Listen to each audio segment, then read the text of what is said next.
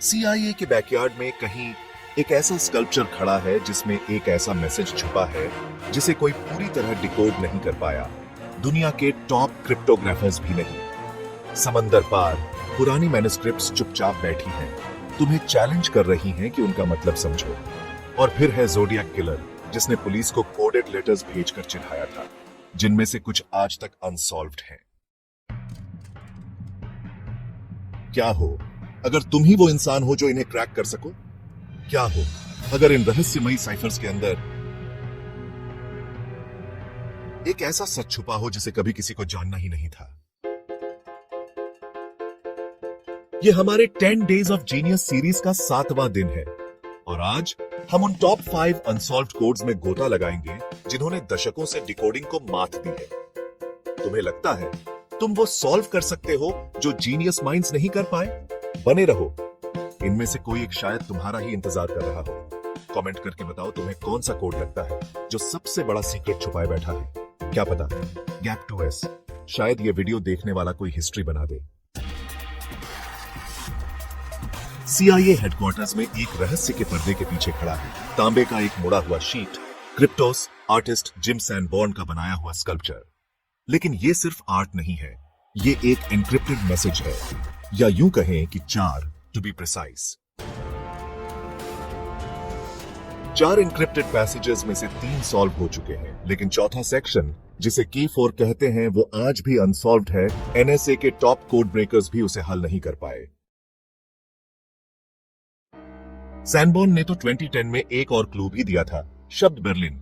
फिर 2020 में एक और नॉर्थ ईस्ट। यही शब्द क्यों और अब क्यों?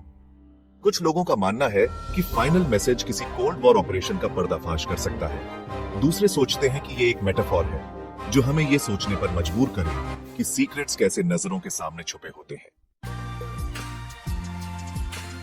लेकिन ट्विस्ट ये है, आर्टिस्ट ने खुद इशारा किया है कि वक्त खत्म हो रहा है, उनकी उम्र बाएच रही है और जल्द ही फाइनल सॉल्यूशन हमेशा के लिए खो सकता है, जब तक कोई इसे क्रैक न कर ले।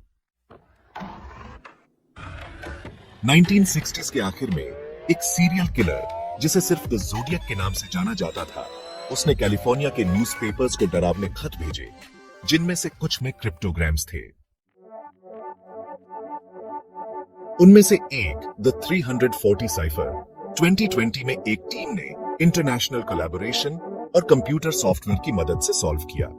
उससे एक दहला देने वाला मैसेज सामने आया जो शुरू होता था, I hope you are having lots of fun in trying to catch me. लेकिन उसके 2 साइफर्स अब भी अनसॉल्व्ड है, जिसमें से एक में शायद उसका असली नाम हो सकता है। इससे भी ज्यादा परेशान करने वाली बात यह है कि ज़ोडिएक ने दावा किया था कि वो आफ्टर लाइफ के लिए आत्माएं जमा कर रहा था। क्या वो सिर्फ माइंड गेम्स खेल रहा था या उन सिंबल्स में कोई बिलीफ सिस्टम छुपा है? कुछ एक्सपर्ट्स का मानना है कि उसके मल्टीपल साइफर्स और भाषा की चालों का इस्तेमाल मिलिट्री या इंटेलिजेंस ट्रेनिंग की तरफ इशारा करता है। दूसरे सोचते हैं कि वो बस पब्लिक के साथ चूहे बिल्ली का खेल खेल रहा था और वो जीत गया। 19th सेंचुरी में हंगरी में मिला रोहन्स कोडेक्स आज तक खोजी गई सबसे उलझी हुई मैन्युस्क्रिप्ट्स में से एक है। ये एक अनजान अल्फाबेट में लिखी गई है जिसका कोई पहचाना जा सकने वाला लैंग्वेज स्ट्रक्चर नहीं है। इस 448 पेज की किताब में अजीब इलस्ट्रेशंस भी हैं, जिनमें क्रूसिफिक्शन सीन्स, सैनिक और ऐसे सिंबल्स हैं जो क्रिश्चियन और इस्लामिक दोनों लगते हैं। लिंग्विस्ट्स ने इसे लैटिन, ओल्ड हंगेरियन, संस्कृत और यहां तक कि सुमेरियन से जोड़ने की कोशिश की है, लेकिन कुछ भी फिट नहीं बैठता। कुछ को तो शक है कि यह किसी बनाई गई भाषा में लिखी गई थी या किसी एक इंसान ने दैवीय प्रेरणा की नकल करने की कोशिश की थी। आज भी हमारी सारी टेक, AI और कंप्यूटर मॉडल्स के बावजूद कोई पैटर्न नहीं मिल पाया है। ये क्या छुपा रहा है? कोई भूला हुआ धर्म, कोई खोई हुई सभ्यता, या खुद वक्त को गुमराह करने के लिए रचा गया एक होक्स? सच तो यह है, हमें नहीं पता, और यही बात इसे और भी खतरनाक या कीमती बनाती है। सोचो जरा, तुम्हारे हाथ में कागज के 3 टुकड़े हैं, उनमें से एक पर एक सीक्रेट जगह पर दबे गोल्ड और सिल्वर की लिस्ट है। बाकियों पर उस ट्रेजर के मैप्स और वारिसों के नाम। यही है बील साइफर्स का रहस्य। माना जाता है कि टॉमस जे बील ने 1800s में इन्हें बनाया था। ये साइफर्स वर्जीनिया के बेडफोर्ड काउंटी में दबे एक ट्रेजर के बारे में बताते हैं, जिसकी कीमत आज लगभग $65 मिलियन है। सिर्फ एक साइफर ही क्रैक हो पाया है और उसे United states declaration of independence को की की तरह इस्तेमाल करके डिकोड किया गया था। बाकी दो स्टिल अनसॉल्व्ड। लेकिन डरावनी बात यह है, सैकड़ों लोगों ने इस ट्रेजर को ढूंढा है। कुछ तो गायब हो गए या इस सपने के पीछे अपनी सारी जमा पूंजी गंवा बैठे। क्या यह सब सिर्फ एक वहम है या गोल्ड अब भी वही है, इंतजार कर रहा है? 1 दिसंबर 1948 को ऑस्ट्रेलिया के एडिलेड में समरटन बीच पर एक अच्छे कपड़े पहने आदमी की लाश मिली। कोई आईडी नहीं, कोई पासपोर्ट नहीं, मौत की कोई साफ वजह नहीं। लेकिन उसके पास जो था वो था उसकी जेब में कागज का एक छोटा सा मुड़ा हुआ टुकड़ा, जिस पर लिखा था तमाम शुद, मतलब ये खत्म हुआ। बाद में इन्वेस्टिगेटर्स को पास की एक कार के छुपे हुए कंपार्टमेंट में एक किताब मिली। उसके अंदर मिस्टीरियस कोड की 5 लाइन, एक फोन नंबर और एक छुपा हुआ मैसेज था। आज तक इसमें से कुछ भी पूरी तरह डिकोड नहीं हो पाया है।